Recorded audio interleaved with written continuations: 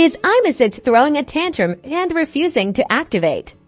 Let's squash that error together and get you back to seamless messaging. First, let's check your network connection. Open your Settings app and tap on Wi-Fi. Make sure you're connected to a stable Wi-Fi network. If you are, try toggling Wi-Fi off and then back on again if you're using cellular data. Ensure that cellular data is enabled for Imessage under Cellular Settings. Next, let's verify your Apple ID. Go back to the main settings menu and scroll down to Messages. Then tap on it. Tap on Send and Receive. Double check that your Apple ID is listed and selected. If it's not, sign in with your Apple ID and password.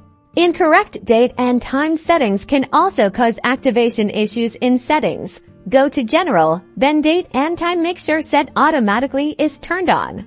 An outdated iOS version can sometimes cause problems in settings. Go to General, then Software Update. If an update is available, download and install it. Finally, try restarting your iPhone. Press and hold the power button and either volume button until the power off slider appears. Slide to power off, wait a few seconds, then press and hold the power button again to turn it back on.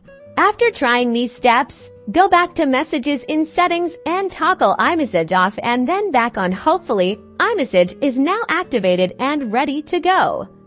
If you're still facing issues, reach out to Apple support for further assistance. Happy messaging!